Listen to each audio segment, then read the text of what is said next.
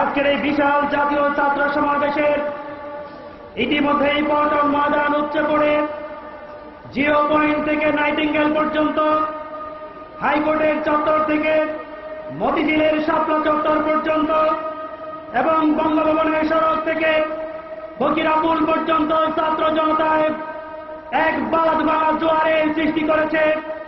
আজকের এই সুবিশাল ছাত্র সমাবেশ এই কথাই প্রমাণ করে বাংলাদেশে কোন ষড়যন্ত্রকারীদের জায়গা নাই।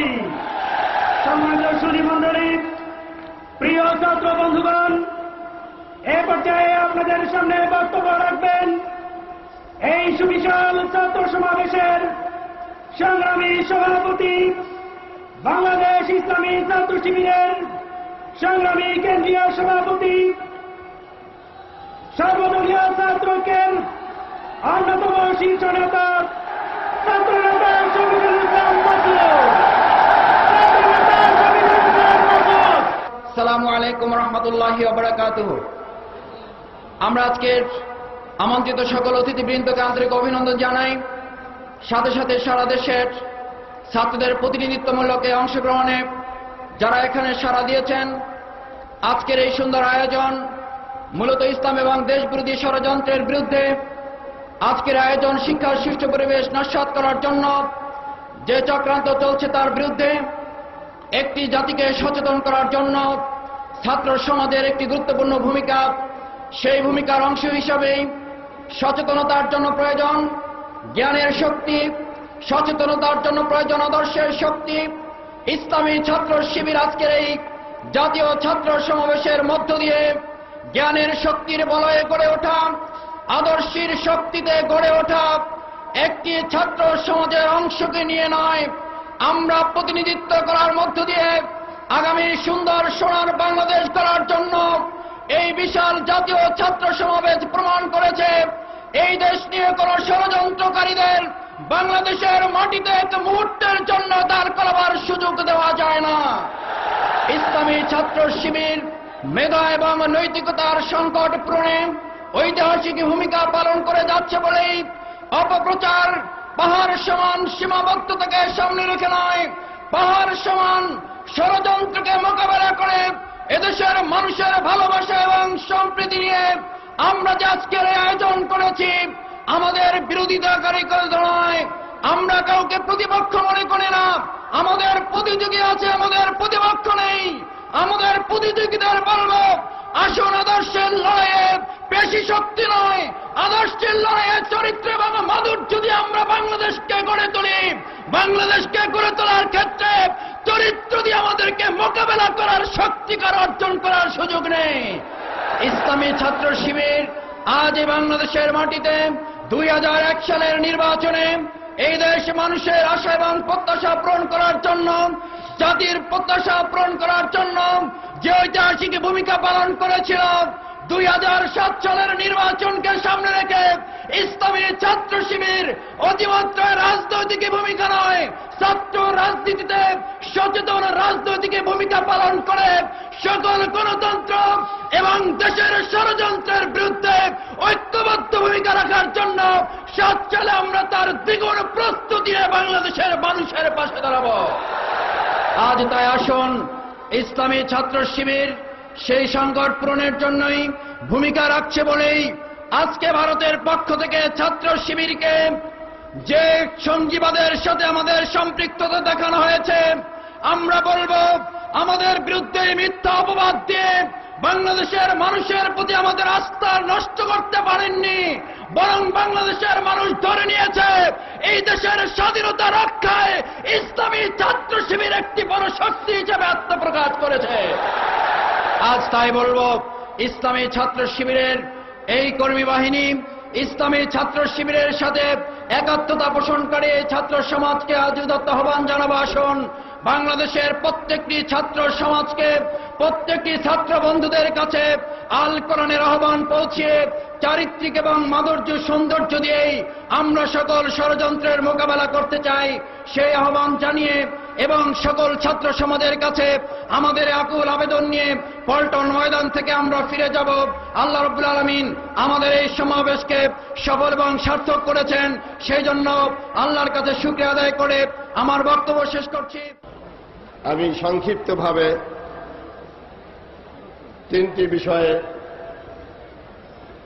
তোমাদেরকে এবং তোমাদের মাধ্যমে বাংলাদেশের ছাত্র সমাজের কাছে দৃষ্টি আকর্ষণ করার চিন্তা করেছি।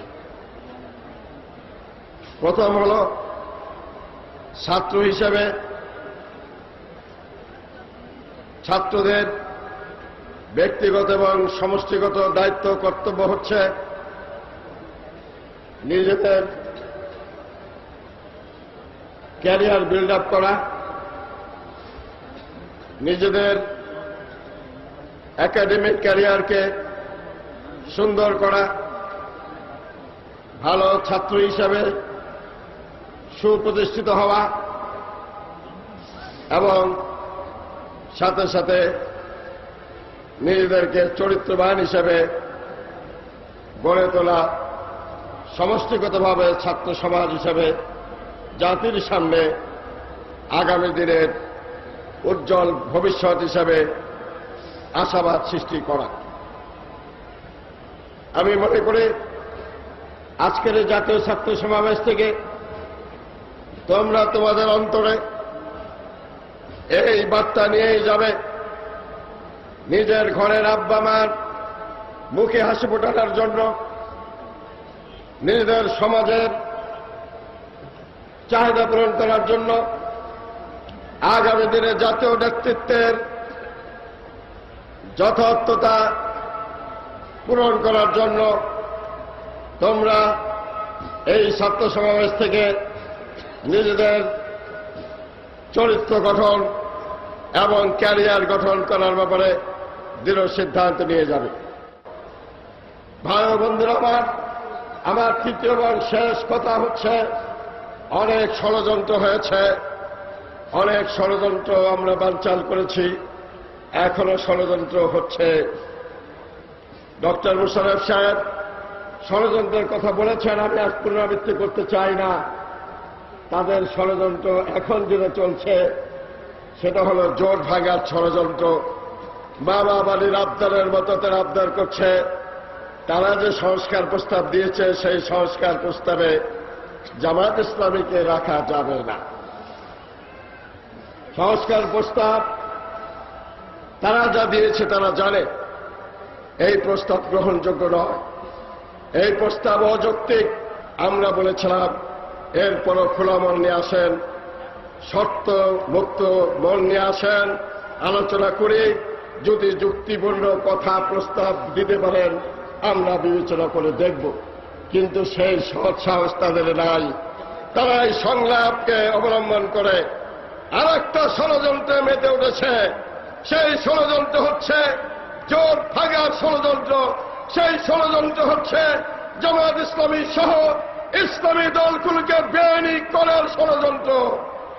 অতএব আমরা পরিষ্কারভাবে বলতে চাই, আপনাদের কথা শোনার জন্য জনগণ আমাদের ভোট দেয় নাই। আপনাদের কথা অনুযায়ী, আপনাদের ফর্মুলা অনুযায়ী দেশ চলে না, চলবে না। সংগ্রামের জন্য আমরা প্রস্তুত। সাহস থাকে, শর্ত বাদ দিয়ে আসেন। জামাত ইসলামের সাথে আগেও বৈঠক করছেন, এখনো তো লজ্জা কেন? এত দিগবাজি কেন? আপনার দিগবাজি বন্ধ করে সুজাসুজি আসেন, ভদ্র মানুষের মতো আলাপ করতে চাইলে আলাপ করেন। আর তা না হলে ওই লম্ফ জম্প, ওই সমস্ত হুমকি ধুমকি জনগণ চিনে, আপনাদের কোনো হুমকি কাজে লাগবে না।